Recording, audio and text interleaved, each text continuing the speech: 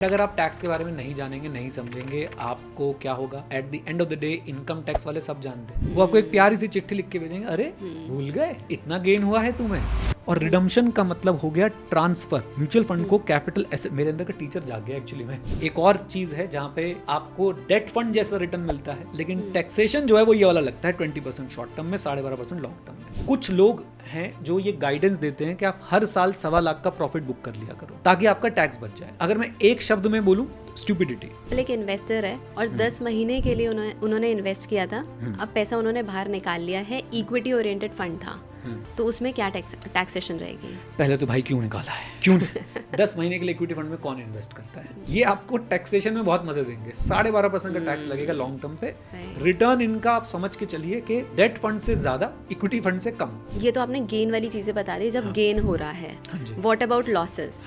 Losses, income tax में यही खास बात है कि लॉसेस भी आपका फायदा करा सकते हैं। कैसे करा सकते हैं? जय हिंद दोस्तों, मेरा नाम है नीरज और आप देख रहे हैं द मनी पॉडकास्ट। आज का एपिसोड बहुत स्पेशल होने वाला है, बल्कि टैक्स स्पेशल होने वाला है। और हम टैक्स पे जितनी भी वीडियोस बनाएंगे उसकी एक अलग से प्लेलिस्ट भी बना रहे हैं, जिसका नाम हम लोग रख रहे हैं टैक्स ऑन माय माइंड। और आप लोगों को टैक्स के बारे में क्यों पता होना चाहिए, कितना टैक्स आपको पे करना पड़ता है एज अ इन्वेस्टर, वो सारी बातें हम लोग यहाँ पे करने वाले हैं। वीडियो को लाइक कर दीजिएगा, लाइक टारगेट रखते हैं हम लोग 500 लाइक्स का। मुझे अब तो पूरा विश्वास हो गया है कि आप लोग ये टारगेट जो है वो मैच करा देंगे, ये लोग टारगेट जो है वो अचीव करा देंगे।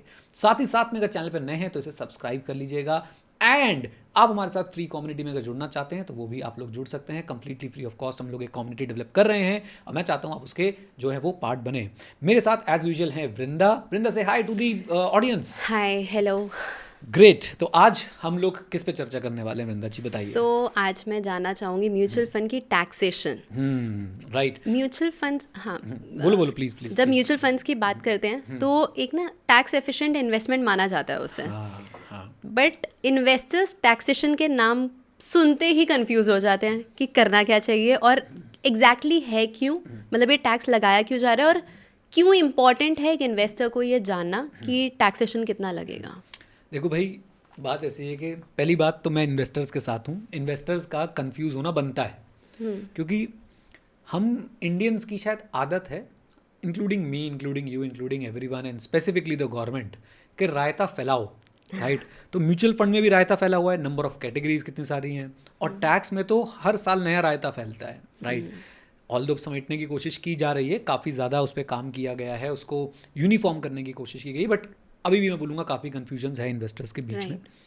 एंड टैक्स से डर भी लगता है कि यार पैसा कमा तो रहे हैं, पता नहीं भाई टैक्स के बाद कितना पैसा आएगा, कितना पैसा नहीं आएगा, राइट। और कभी कभी लोगों को एहसास नहीं होता, खासकर मेरे ट्रेडर भाइयों को बिल्कुल विश्वास नहीं होता, एहसास नहीं होता कि वो कमा कितना रहे हो टैक्स में और कॉस्ट में, उनकी STT, इनकम टैक्स और बहुत सारे टैक्सेस मिला के वो कितनी सारी चीज़ें जो है पे कर रहे हैं, राइट। एंड अगर आप टैक्स के बारे में नहीं जानेंगे, नहीं समझेंगे, आपको क्या होगा at the end of the day. Income tax वाले सब जानते हैं, वो आपको एक प्यारी सी चिट्ठी लिख के भेजेंगे, अरे भूल गए इतना गेन हुआ है तुम्हें। और फिर वो कुछ भी उल्टा सीधा आपकी इनकम में ऐड करके आपको नोटिस पकड़ा के भेज देंगे, और ओनस जिसे बोलते हैं लीगल लैंग्वेज में, बर्डन टू प्रूफ कि भाई ये मैंने इतना नहीं कमाया है या मैंने कम कमाया है, वो आपके ऊपर होगा, राइट। और फिर होगा क्या, थोड़ा सा पैनिक हो जाएगा, आप उस समय भागेंगे, दौड़ेंगे, आप CA के पास जाएंगे। तो इट्स ऑलवेज बेटर कि आप समझें कि टैक्स कितना होता है, टैक्स कब होता है, आपको कब पे करना है, कब पे नहीं करना है, किस तरह के आपको फ़ायदे मिले हुए हैं, ये आपको जानना बहुत ज़्यादा ज़रूरी है, राइट। सो मतलब म्यूचुअल फंड की टैक्सेशन देखें उससे पहले मैं आपसे एक चीज़ और जानना चाहूँगी कि इक्विटी ओरिएंटेड फंड्स क्या होते हैं और डेट ओरिएंटेड फंड्स हम किससे बोलते हैं? आई थिंक ये जब हम टैक्स डिस्कस कर रहे होंगे ना, तभी हम उसी के साथ साथ जो है एक पूरा मैंने एक चार्ट बना के आप लोगों को समझा दूंगा कि इक्विटी ओरिएंटेड क्या है, डेट ओरिएंटेड क्या है, और उनके अंदर जो है वो टैक्सेशन क्या है। तो हम उसी के साथ साथ इसको फ्लो में डिस्कस करेंगे, ठीक है। So let's start with equity वाला पार्ट। यस, चलिए। तो मैंने आज ना एक स्क्रीन की तैयारी करी है, आप भी स्क्रीन पे देख सकते हो वृंदा, और मैं यहाँ पे आपको बहुत अच्छे से बताऊंगा कि टैक्स जो है वो कैसे लगता है। सबसे पहले ना मैं आपको एक बात समझाना चाहता हूँ कि अगर आप म्यूचुअल फंड में इन्वेस्ट कर रहे हैं और आप सिर्फ और सिर्फ ग्रोथ ऑप्शन में इन्वेस्ट करते हैं, तो एक बात समझ लीजिए कि आपके ऊपर जो टैक्स लगेगा, पहली बात वो रिडम्पशन पे लगेगा। हर टैक्स में ना आपका एक टैक्सेबल इवेंट होना बहुत ज़्यादा टैक्सेबल इवेंट होता है, जो आपके जानने के लिए बहुत ज़्यादा ज़रूरी है। आप म्यूचुअल फंड में इन्वेस्ट कर रहे हो, नो टैक्स। आप म्यूचुअल फंड में आपको इवन डिविडेंड मिल रहा है, मतलब म्यूचुअल फंड कंपनी को डिविडेंड मिल रहा है, वहाँ पे भी no tax. Mutual fund company shares बेच रही है, खरीद रही है, वहां पर भी नो टैक्स, सेल परचेज में भी नो टैक्स। अब ये बड़ा नुआंस्ड इशू है, इसे हमने पहले भी एक वीडियो में डिस्कस किया था। तो ना आपको इन्वेस्ट करने पे टैक्स है, ना जब आपके इन्वेस्टेड म्यूचुअल फंड में डिविडेंड आ रहा है उस पर भी टैक्स नहीं है, और ना जब वो म्यूचुअल फंड कंपनी शेयर्स खरीद रही है, बेच रही है, उस पर भी टैक्स नहीं है। जब आप, यानी कि जब इन्वेस्टर जो है, इन्वेस्टर, हमारा प्यारा इन्वेस्टर जब अपने म्यूचुअल फंड्स को बेचेगा, जिसे हम लोग बोलते हैं रिडीम करेगा, तब जाके जो है उसको क्या लगता है, टैक्स लगता है, राइट। उसका टैक्सेबल इवेंट आता है, ओके। एंड एक बात अब मैं यहाँ पे बताना चाहता हूँ कि म्यूचुअल फंड्स को कैपिटल एसेट्स की डेफिनेशन के अंदर इंक्लूड किया गया है, और रिडम्पशन का मतलब हो गया ट्रांसफर। म्यूचुअल फंड को कैपिटल एसेट, मेरे अंदर का टीचर जाग गया एक्चुअली में, म्यूचुअल फंड को कैपिटल एसेट के अंदर इंक्लूड किया गया है, और रिडीम का मतलब होता है कि ट्रांसफर। और जब ये दो चीजें मिल जाती है ना, ये है करण और ये है अर्जुन, तब होता है भाई साहब बवाल, यानी कि आपके ऊपर कैपिटल गेन टैक्स लग जाता है। अगर थोड़े से जो टेक्निकली बात करना चाहते हैं, there is a section 45 subsection 1 which is known as the charging section of the capital gains head. और जानकारी में अगर आप चाहते हैं तो हमारी इनकम टैक्स एक्ट इस तरीके से बनी हुई है एज ऑफ नाउ, जो हमारा इनकम टैक्स एक्ट है जो भी जाने वाला है बहुत जल्दी, उसमें 5 हेड्स ऑफ इनकम आते हैं, राइट। पहला होता है सैलरी, दूसरा होता है हाउस प्रॉपर्टी, तीसरा होता है आपका PGBP, profit in gains of business and profession, चौथा होता है कैपिटल गेन, और पांचवा आता है हमारे पास अदर सोर्सेज, राइट। तो सैलरी में एम्प्लॉयर एम्प्लॉय रिलेशनशिप से जो इनकम मिलती है वो यहाँ जाती है।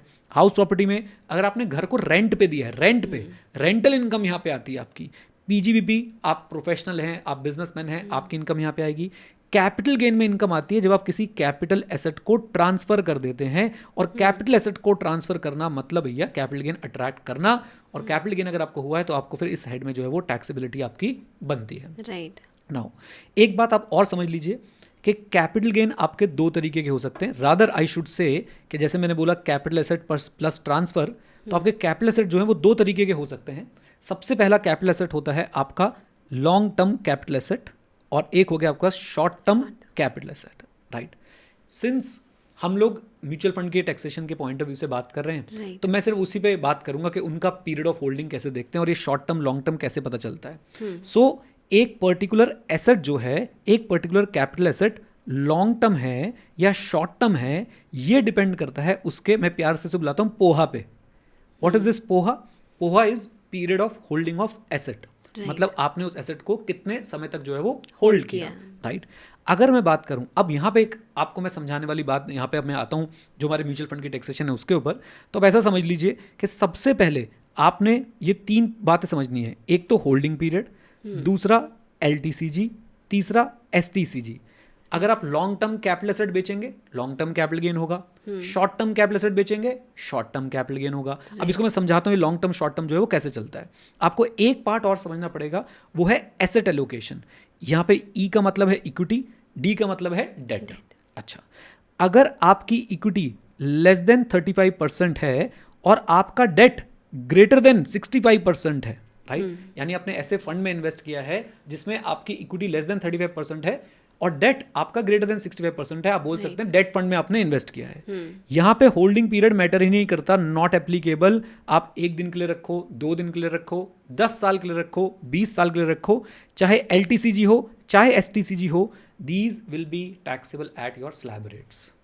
स्लैब रेट्स क्या, जो हमारे होते हैं कि भाई 3 लाख तक कोई टैक्स नहीं है, उसके ऊपर फिर 5%, फिर 10%, 15%, जो भी जेनरिक आपके स्लैब रेट हैं, ये सिंपली आपके स्लैब रेट पे टैक्सेबल होंगे एज पर स्लैब रेट। ये हमारी पहली कैटेगरी यहाँ पे कवर हो गई, राइट, कि आपने अगर डेट फंड्स के अंदर पैसा लगाया। डेट फंड कौन से हो गए? जिनमें इक्विटी 35% से कम है और डेट 65% से ज़्यादा है। इक्विटी 0 भी हो सकती है, इक्विटी 1% भी हो सकती है, लेकिन किसी भी हाल में वो 35% या उससे ज़्यादा नहीं हो सकती है, और डेट आपका 100% भी इसके अंदर हो सकता है। This is clearly taxable at your slab rates. जो भी आपके स्लैब रेट्स हैं उस पर ये टैक्सेबल हो जाएंगे। फिर आपकी आती है एक बड़ी इंटरेस्टिंग कैटेगरी, और उस इंटरेस्टिंग कैटेगरी में क्या है कि आपकी जो इक्विटी है ना, ई फॉर इक्विटी, वो 35 to 65% के बीच में घूमती रहती है। आपकी जो इक्विटी है वो 35 to 65% के बीच में घूमती रहती है, 65% से ज़्यादा नहीं हुई है अभी, राइट। और आपका जो डेट है वो भी आप लोगों का 35 to 65% के बीच में घूमता रहता है, राइट। यानी इक्विटी भी 35 to 65 के बीच में रहेगी और डेट भी 35 to 65 के बीच में रहेगा। ऑब्वियसली 100 से ऊपर नहीं जाएंगे भाई, राइट। यहाँ पे क्या है यहाँ पे जो आपका होल्डिंग पीरियड है वो है 24 मंथ्स। ये 24 मंथ्स का पीरियड डिसाइड करेगा कि आपको लॉन्ग टर्म कैपिटल गेन होगा या शॉर्ट टर्म कैपिटल गेन होगा। और इस कैटेगरी में जो फंड्स आते हैं उन्हें बोलते हैं हाइब्रिड फंड। वो इस कैटेगरी में भी आ सकते हैं, वो डेट में भी जा सकते हैं, डिपेंडिंग अपॉन उनके अंदर इक्विटी और डेट की होल्डिंग जो है वो कितनी है। मैं आपको एग्जांपल के तौर पे बताता हूँ। For example there is a fund DAAF, dynamic asset allocation fund, right. ये भी एक हाइब्रिड फंड है, राइट। अब ये डायनेमिक एसेट एलोकेशन फंड का फायदा क्या है कि अगर ये 35 to 65 के बीच में इसमें इक्विटी घूमती रहती है और जो डेट है वो भी 35 to 65% के बीच में घूमता रहता है, राइट। तो क्या होगा, इसके लिए long term short term decide करने के लिए जो हमारा cut off period of holding है, cut off period of holding वो होगा कितना, 24 मंथ्स। अब इससे मेरा क्या मतलब है मैं वो समझाता हूँ, सुनिए। सो अगर पोहा is less than equal to 24 months, यानी आपने 24 महीने के लिए, 24 महीने उससे कम के लिए इन एसेट्स को रखा, तो ये बन जाते हैं आपके short term capital asset. Okay. और शॉर्ट टर्म कैपिटल एसेट जब ये बनते हैं तो इन पे आपको जो गेन होगा या लॉस होगा वो क्या होगा, शॉर्ट टर्म कैपिटल गेन। अब ये जो शॉर्ट टर्म कैपिटल गेन है ये टैक्सेबल होता है एट योर स्लैब रेट। अब आप बोलोगे सर इसमें क्या फर्क हुआ, ये तो अगर हम पिछले वाला देखें, ये देखिए स्क्रीन पे, अगर हम पिछले वाला भी देखें तो वहां पे भी तो शॉर्ट टर्म कैपिटल गेन पे क्या लग रहा था, स्लैब रेट लग रहा था। बट इसमें ट्विस्ट आता है कहानी में जब ये लॉन्ग टर्म बन जाता है, राइट। और लॉन्ग टर्म जब ये बन जाता है तो ऐसी कैटेगरी में लॉन्ग टर्म में आपके ऊपर जो टैक्स लगता है वो होता है 12.5% ओनली, फ्लैट 12.5%, राइट। और ये इस कैटेगरी की खास बात है। तो जो लोग, ये फंड के बारे में बताता हूँ जो ये किन के लिए सूटेबल है, जो बहुत हाई ग्रोथ नहीं देख रहे हैं, उनके पास 2-3 साल के लिए पैसे हैं, खासकर उनके लिए 2 से 4 साल के बीच के लिए उनके पास पैसे हैं, वो इस तरह के फंड्स को जो है ना रख सकते हैं, क्योंकि ये आपको टैक्सेशन में बहुत मजे देंगे। 12.5% का टैक्स लगेगा लॉन्ग टर्म पे। रिटर्न इनका आप समझ के चलिए कि डेट फंड से ज्यादा, इक्विटी फंड से कम, कहीं बीच में रहने वाला है। और कैटेगरी भी है वही वाली है, राइट, हाइब्रिड, राइट। ओके। सो ये इसकी खास बात है कि भाई यहाँ पे आप लोगों को जो है अगर ये लॉन्ग टर्म बन जाते हैं तो आपको जो है वो 12.5% पे इसकी टैक्स जो है वो लगता है। हाँ, एक बात मैं सबको बता दूं कि we have health and education cess, वो 4% है, वो इन एनी केस आपका टैक्स निकलता है उसके ऊपर लगता है। वी हैव सरचार्ज, भगवान करे आपके ऊपर भर भर के सरचार्ज लगे, क्योंकि आपके ऊपर अगर सरचार्ज लग रहा है इसका मतलब आपकी इनकम जो है वो बहुत ज़्यादा है, तो हम अभी उनके अंदर नहीं जा रहे हैं। बेसिक टैक्सेशन म्यूचुअल फंड की समझ लें, इनका सेट ऑफ वगैरह कैसे होता है वो सारी चीज़ें हम समझ लें तो मेरे ख्याल से वो हमारे लिए बहुत अच्छा रहेगा, राइट। और अब आती है तीसरी category, so beautiful so elegant just like a wow, जिसमें इक्विटी जो है वो ग्रेटर देन 65% है। इन्हीं को हम लोग बुलाते हैं इक्विटी ओरिएंटेड म्यूचुअल फंड। इसमें आपका इक्विटी हमेशा 65% से ऊपर रहेगा, और डेट जो है यानी कि जो फिक्स्ड इनकम इंस्ट्रूमेंट है या अदरवाइज आपने कहीं इन्वेस्ट कर रखा है, फॉर एग्जांपल अगर ऐसे किसी फंड ने बाहर भी इन्वेस्ट कर रखा है इंडिया से बाहर, तो वो सारी चीज़ें मिला के जो है वो लेस देन 35% होना चाहिए हमेशा। ओके, इक्विटी आपकी 65% से ज़्यादा होगी। इन्हीं को हम लोग इक्विटी ओरिएंटेड म्यूचुअल फंड भी बुलाते हैं। और in equity oriented mutual fund के लिए जो कट ऑफ पोहा यूज़ होता है वो होता है 12 मंथ्स का। अब इसमें मेरा मतलब क्या है 12 मंथ्स का कट ऑफ पोहा से, वो मैं आपको यहाँ बता देता हूँ। तो एक equity oriented mutual fund again short term capital asset कब तक रहेगा, अगर उसका पीरियड ऑफ होल्डिंग जो है वो less than equal to 12 months है। टीचर जाग रहा है अंदर का, बिल्कुल जाग रहा है। अच्छा, फिर ये लॉन्ग टर्म कैपिटल एसेट कब बनेगा, जब इसका पीरियड ऑफ होल्डिंग जो है वो ग्रेटर देन 12 मंथ्स, राइट। अब इनमें खास बात क्या है, अगर ये लॉन्ग टर्म कैपिटल गेन होगा इन पे तो 12.5% का टैक्स लगेगा, राइट। और साथ साथ में यहाँ पे आप लोगों को एक एग्जेम्पशन भी मिलती है। एग्जेम्पशन काइंड ऑफ के गवर्नमेंट कहती है कि आपके 1.25 लाख रुपए तक के टैक्स, 1.25 लाख रुपए तक की इनकम पे हम आपसे कोई टैक्स भी नहीं लेंगे। यानी अगर आपका लॉन्ग टर्म कैपिटल गेन एक साल में शेयर्स और आपके इक्विटी वाले ETF और आपके इक्विटी ओरिएंटेड म्यूचुअल फंड में लेट अस से 5 लाख का था, तो आपको 5 लाख पे 12.5% नहीं देना है, आप 5 लाख में से 1.25 लाख रुपए माइनस कर देंगे और जो बचेगा उसके ऊपर फिर आपको 12.5% जो है वो देना है। तो ये एक बहुत बड़ा फायदा है हमारे सरकार ने हमें दे रखा है और हमें इसका फायदा उठाना भी चाहिए। कुछ और ट्विस्ट एंड टर्न्स भी हैं, कुछ एडवांस बातें हैं, जैसे कि मैं बोल देता हूँ, शायद मैं इस वीडियो में वो समझाऊँ ना, बट वो बोलना बहुत ज़रूरी है कि सबको पता हो कि भाई आप जब भी टैक्स निकाल रहे हो तो इन चीज़ों का ध्यान रखें। तो जब भी आप लोग इस पर टैक्स निकाल रहे हो, there is a concept unexhausted slab limit. Unexhausted slab limit का भी एक कॉन्सेप्ट होता है, वो आपको ज़रूर सीखना चाहिए। अगर हमें समय मिला तो हम ज़रूर उस पर एक एडवांस वीडियो बना देंगे, बट आप उसका भी बेनिफिट उठा सकते हैं। अगर आपकी और कोई इनकम नहीं है और सिर्फ आपका ये long term capital gain, short term capital gain वगैरह निकल रहा है, तो आप अनएग्जॉस्टेड स्लैब लिमिट का भी फायदा जो है वो उठा सकते हैं। Okay, great. Now let's talk about short term. इसका शॉर्ट टर्म भी बहुत इंटरेस्टिंग है, उस पर फ्लैट 20% है, flat 20%। And that's why I love this category. उस कैटेगरी के साथ मैं आपको एक ज़बरदस्त बोनस भी दूंगा आज, कि एक और चीज़ है जहाँ पे आपको डेट फंड जैसा रिटर्न मिलता है, लेकिन टैक्सेशन जो है वो ये वाला लगता है 20% शॉर्ट टर्म में, 12.5% लॉन्ग टर्म में। वो भी मैं आपको बताऊंगा। तो कुल मिला के आप सारे म्यूचुअल फंड यूनिवर्स को ना, आप मेनली जिसमें इन्वेस्ट करते हैं, मैंने यहाँ पे गोल्ड वोल्ड फंड की बात नहीं करी है, मोटे मोटे तौर पे जो म्यूचुअल फंड्स हैं मेनली जो हो सकते हैं उनकी बात कर दी है, वो इस कैटेगरी के अंदर फॉल करते हैं। एक बार मैं आपको फिर से बता देता हूँ। नंबर 1 कैटेगरी आप मान के चलिए कि इक्विटी जो है वो लेस देन 35% है, और डेट जो है वो ग्रेटर देन 65% है। दूसरा, इक्विटी जो है वो 35 to 65 के बीच में घूमता रहता है, डेट भी जो है वो 35 to 65 के बीच में घूमता रहता है, और तीसरा, इक्विटी जो है वो ग्रेटर देन 65% है। ये 3 कैटेगरी हैं। इन तीनों कैटेगरी के लिए सबसे पहली बात, मैं अगर बात करूं पोहा की, तो इसके लिए तो पोहा सिंपली नॉट एप्लीकेबल, कोई ज़रूरत नहीं है। इसके लिए 24 मंथ्स, इसके लिए 12 मंथ्स। अगर बात करूं शॉर्ट टर्म कैपिटल एसेट ये कब माना जाता है, शॉर्ट टर्म कैपिटल एसेट कब माना जाएगा और शॉर्ट टर्म कैपिटल गेन पे क्या लगने वाला है, तो स्लैब रेट लगने वाले हैं, SR स्लैब रेट। ऐसे ही लॉन्ग टर्म कैपिटल एसेट और गेन पे क्या लगने वाले हैं, स्लैब रेट जो है वो लगने वाले हैं। अच्छा, यहाँ पे शॉर्ट टर्म कैपिटल एसेट ये कब माना जाएगा, 24 मंथ्स के हिसाब से निकलेगा, और जो आपको टैक्स रेट लगेगा शॉर्ट टर्म में वो स्लैब रेट ही लगेगा, और लॉन्ग टर्म में आपके ऊपर 12.5% जो है वो लगने वाला है।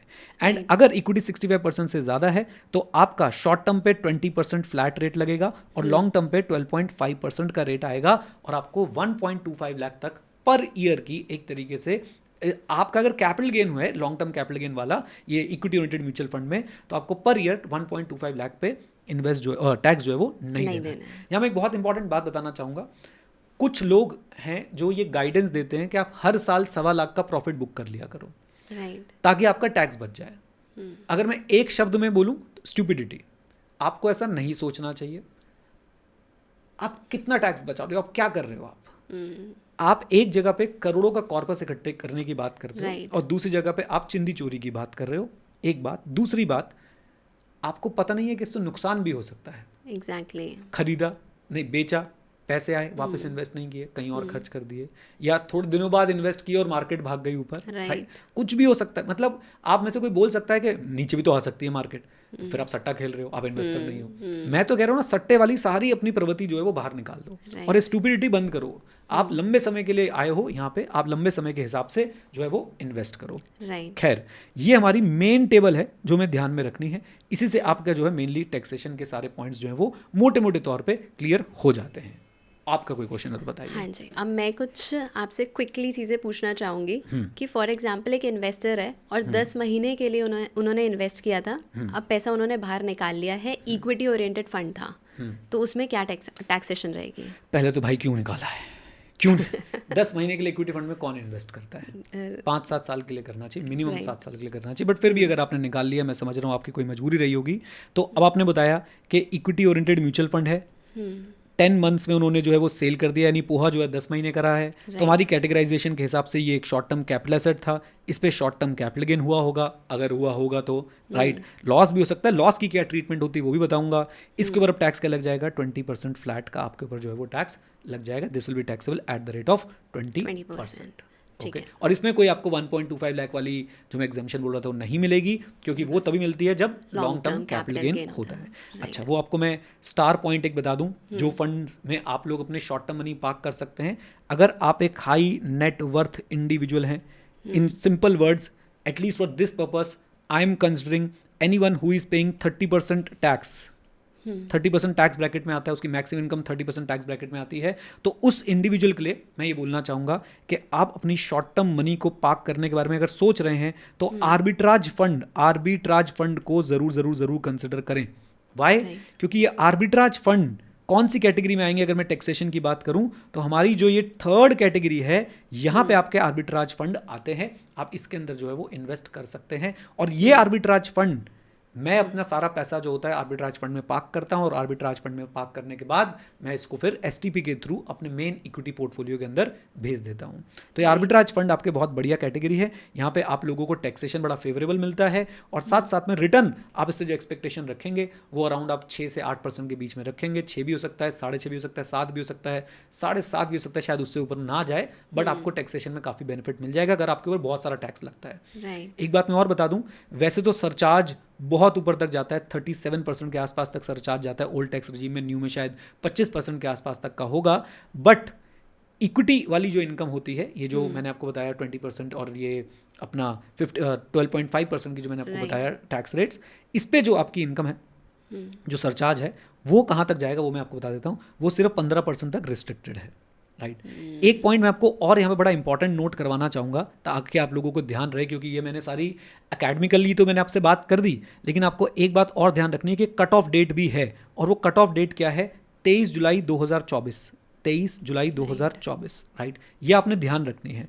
अगर आपने अप टू 23 जुलाई 2024 बेचा है तो आपको जो मैंने लॉन्ग टर्म कैपिटल गेन का टैक्स रेट बताया था वो 12.5% की जगह पे कितना होगा, 10% होगा, राइट। और जो एग्जेम्पशन मैंने आपको 1.25 लाख की बताई थी वो 1.25 लाख ना होके सिर्फ 1 लाख होगी। इसके बाद जो मैंने आपको पढ़ाया बताया वो एप्लीकेबल हो जाएगा। इससे पहले यानी कि 23/7/2024 तक ये वाली चीज़ें जो है वो एप्लीकेबल रहेंगी। और शॉर्ट टर्म के केस में, शॉर्ट टर्म कैपिटल गेन के केस में जो मैंने आपको भी 20% का रेट बताया वो 20% ना होके कितना रहेगा, वो रहेगा 15%। ये चीज़ें आपने ध्यान रखनी है। अगर आपने कोई रिडम्पशन करी है अप टू 27 जुलाई 2024 तो आपको ये रेट्स फॉलो करने हैं। उसके बाद अगर आपकी कोई रिडम्पशन हुई है तो जो रेट्स अभी तक हमने डिस्कस करे थे वो रेट्स जो है आपको फिर फॉलो करने पड़ेंगे, राइट। सो ये तो आपने गेन वाली चीज़ें बता दी, जब गेन हो रहा है, व्हाट अबाउट लॉसेस? हाँ, लॉसेस इनकम टैक्स में यही खास बात है कि लॉसेस भी आपका फ़ायदा करा सकते हैं। कैसे करा सकते हैं? Because there is a concept in income tax जिसे हम लोग बोलते हैं set off, right, comma carry forward and set off, carry forward and set off, right. तो पूरा का पूरा एक चैप्टर बना रखा है इनकम टैक्स एक्ट के अंदर, एंड ये बहुत ज़्यादा आपके लिए ज़रूरी है।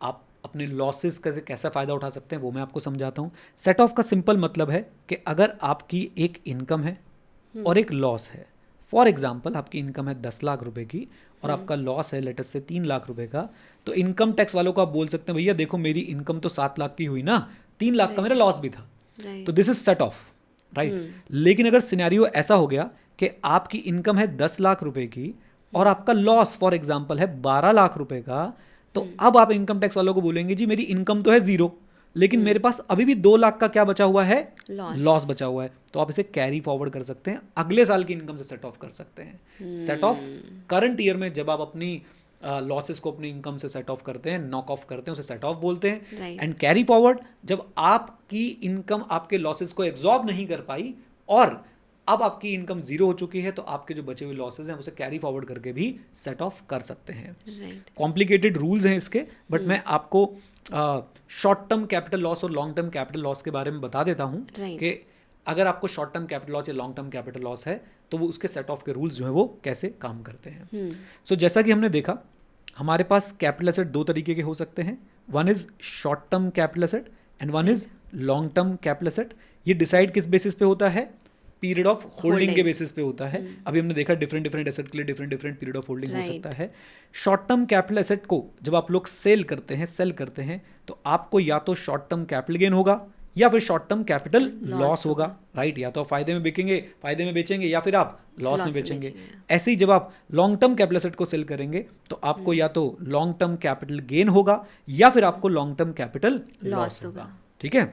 अब आपने एक बात समझनी है कि अगर शॉर्ट टर्म कैपिटल लॉस है मान लो आपको, और आपके पास जो है वो शॉर्ट टर्म कैपिटल गेन रखा हुआ है कोई, राइट, तो आप उसे सेट ऑफ कर सकते हैं, इट इज अलाउड, ठीक है। फॉर एग्जाम्पल आपने 2 लाख रुपए का शॉर्ट टर्म कैपिटल गेन कमाया और आपके पास जो है 50,000 का कोई शॉर्ट टर्म कैपिटल लॉस है, तो आप क्या बोलेंगे इनकम टैक्स वालों को, भाई मेरे पास सिर्फ 1.5 लाख रुपए का net short term capital gain है बस, तो 1.5 लाख रुपए आपके लिए शॉर्ट टर्म कैपिटल गेन हो जाएगा। ये आपने लॉस जो है इसमें से क्या कर दिया, सेट ऑफ कर दिया। अच्छा, अब इसी एग्जाम्पल में क्या मेरे पास अगर 50,000 का शॉर्ट टर्म कैपिटल लॉस है और मेरे पास 2 लाख का लॉन्ग टर्म कैपिटल गेन है, लॉन्ग टर्म कैपिटल गेन, क्या ये सेट ऑफ हो सकता है? यस, ये भी सेट ऑफ हो सकता है, खुश हो जाइए। शॉर्ट टर्म कैपिटल लॉस को आप शॉर्ट टर्म कैपिटल गेन से भी सेट ऑफ कर सकते हैं, आप लॉन्ग टर्म कैपिटल गेन से भी सेट ऑफ कर सकते हैं। यानी कि सरकार समझती है कि भाई देखो शॉर्ट टर्म कैपिटल गेन हो रहा है, मोटा टैक्स लगता है इसके ऊपर, लेकिन लॉस हो गया तो चलो इनको फायदा भी पहुंचाते हैं कि जाओ सिमरन जाओ, जी लो अपनी जिंदगी और कर लो इसको सेट ऑफ, चाहे शॉर्ट टर्म कैपिटल लॉस से, चाहे शॉर्ट टर्म कैपिटल गेन से, चाहे लॉन्ग टर्म कैपिटल गेन से, राइट। तो सिंपल रूल है, शॉर्ट टर्म कैपिटल लॉस छोटा भाई, छोटे भाई की मदद छोटे भाई भी कर देते हैं और बड़े भाई भी कर देते हैं, सिंपल। ठीक है जी, छोटे भाई है ना, शॉर्ट टर्म है ना, शॉर्ट, तो छोटे भाई की मदद जो कोई छोटा भाई और होगा वो भी कर देगा और उससे कोई बड़ा भाई होगा वो भी कर देगा। अब आते हैं लॉन्ग टर्म कैपिटल लॉस पे। लॉन्ग टर्म कैपिटल लॉस पे गवर्नमेंट बोलती है it can be set of only against long term capital gains. यानी कि बड़े भाई को भाई सिर्फ बड़ा भाई हेल्प कर सकता है, बड़े भाई को छोटा भाई हेल्प नहीं करेगा। आपने अगर वास्तव मूवी देखी है तो आपको पता होगा कि संजय दत्त की हेल्प करने के लिए उसका भाई नहीं आया था। एनीवेज छोड़ दीजिए, चलिए, उसमें खैर वो छोटा बड़े का कुछ डिफरेंस था। पॉइंट इतना है कि अगर आपको लॉन्ग टर्म कैपिटल लॉस है तो आप इसे लॉन्ग टर्म कैपिटल गेन से ही सेट ऑफ कर सकते हैं, अदरवाइज आप इसे सेट ऑफ नहीं कर सकते किसी और चीज से, राइट। और एक बात और बता दूं मैं आपको कि कैपिटल गेन में शॉर्ट टर्म कैपिटल लॉस हो, लॉन्ग टर्म कैपिटल लॉस हो, लॉन्ग टर्म कैपिटल लॉस हो, ठीक है जी, ये शॉर्ट टर्म कैपिटल गेन जो शॉर्ट टर्म कैपिटल लॉस है ये शॉर्ट टर्म से भी सेट ऑफ हो जाएगा, लॉन्ग टर्म से भी। लॉन्ग टर्म कैपिटल लॉस सिर्फ लॉन्ग टर्म सेट ऑफ होगा। लेकिन क्या ये हाउस प्रॉपर्टी की इनकम से, पीजीपी की इनकम से, सैलरी की इनकम से सेट ऑफ हो सकते हैं? आंसर इज मित्रों, ऐसा हमारे मित्रों ने क्या कर दिया है, ऐसा हमारे मित्रों ने करने से मना कर दिया। मित्रों की फोटो देख रहा हूं मैं, अगर आ जाए तो नहीं आई हमारे पास, राइट। तो मोदी जी ने साफ साफ बोल दिया जी ऐसा आप नहीं कर सकते हैं किसी भी हाल में, तो वो अलाउड नहीं है। कहाँ है मोदी जी की फोटो? हमारे पास थी, ये रही हमारे मोदी जी की फोटो। तो मित्रों ने बिल्कुल मना कर दिया है कि आप ऐसा बिल्कुल भी नहीं कर सकते हैं, राइट। तो it is as simple as that. एक इसके अंदर कहानी में ट्विस्ट क्या है जो हम सब के लिए जानना बहुत बहुत बहुत ज़्यादा ज़रूरी है, वो क्या है? Filing of return of income.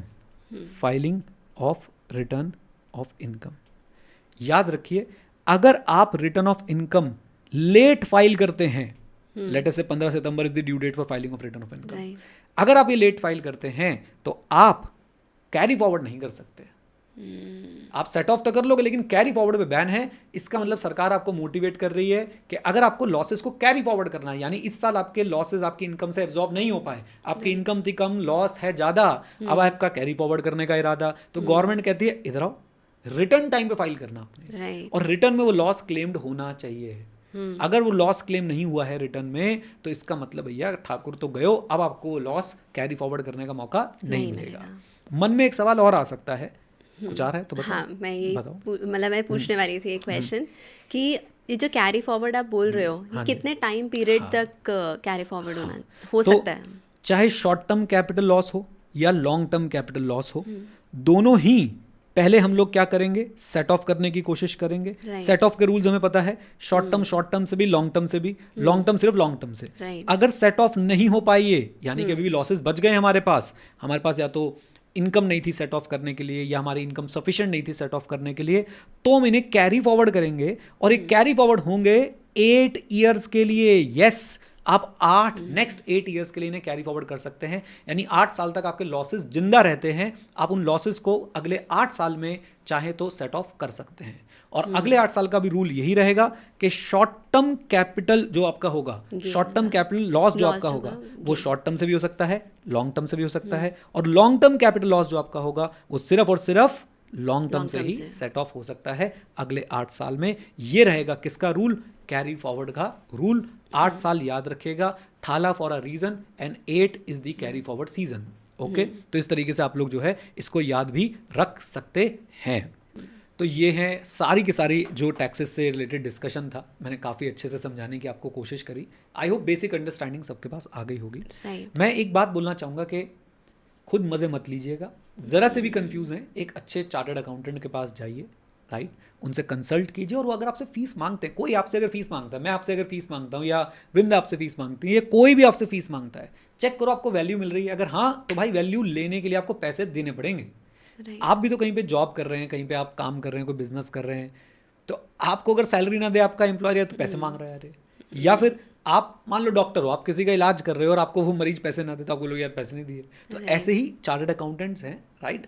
इसलिए नहीं कि मैं उनकी फ्रेटर्निटी से हूँ, मैं भाई म्यूचुअल फंड डिस्ट्रीब्यूटर के लिए भी यही बोलता हूँ, मैं हर सर्विस प्रोवाइडर के लिए एक ही बात बोलता हूँ, प्लीज़ एक अच्छे सर्विस प्रोवाइडर के पास जाइए, और अगर वो आपको पैसे, अगर वो आपको वैल्यू दे रहे हैं आप उनको पैसे दीजिए, बल्कि थोड़े ज़्यादा दीजिए, क्योंकि अच्छी वैल्यू प्रोवाइड करने वाले लोग दुनिया में बहुत कम मिलते हैं, और जब मिले तो आपको उनके साथ रहना चाहिए। आपके पास एक अच्छा डॉक्टर होना जितना ज़रूरी है ना परिवार में, एक अच्छे सीए का भी आपके साथ होना बहुत ज़्यादा ज़रूरी है, क्योंकि अच्छा सीए आपको गाइड करता रहेगा, आपसे गलती होने से बचाएगा, और जब गलती हो जाती है तो पैनिक होता है, वो पैनिक से आपको बचाएगा।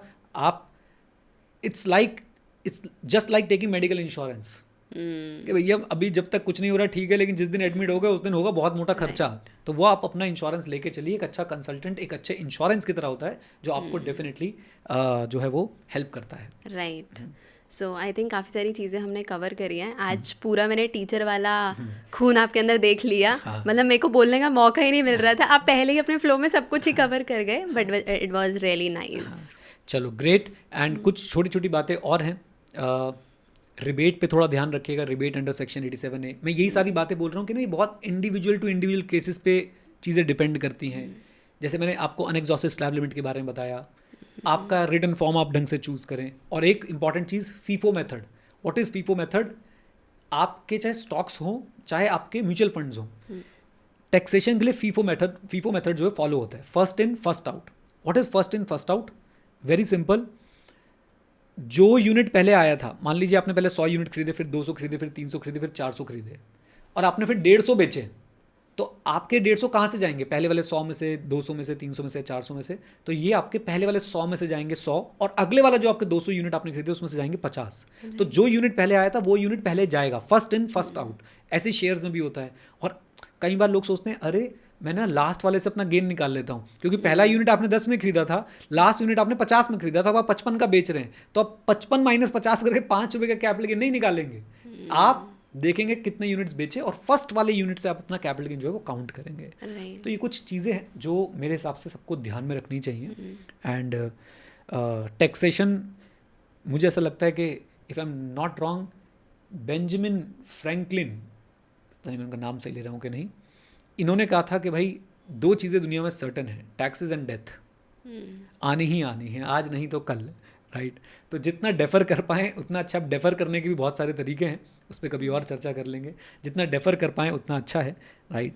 एंड प्लीज़ अपने टैक्सेस टाइम पे कीजिए, किसी तरह के नैरेटिव प्रोपेगेंडा में मत पड़िए। मैं बहुत कुछ बोलना चाहता हूँ इस मुद्दे पे, बस मैं यही बोलूँगा कि अपने टैक्सेस टाइम पे करिए, और इन्वेस्टमेंट पे, कमाने पे, इन्वेस्ट करने पे ध्यान लगाइए। मत सोचिए कि भारत एक बेकार देश है, हर देश में कुछ कमियां हैं, हमारे देश में भी कुछ कमी है। मुझे प्लीज़ बीजेपी का सपोर्टर मत बताने लग जाइएगा, मैं आपको जेन्युइनली गाइड करने की कोशिश कर रहा हूँ, राइट। चलिए, with this note, thank you very much, stay connected, stay here, जय हिंद। और हाँ मित्रों, सीखते रहें, क्योंकि सीखना शुरू तो जीतना शुरू। Bye bye and take care, God bless you all.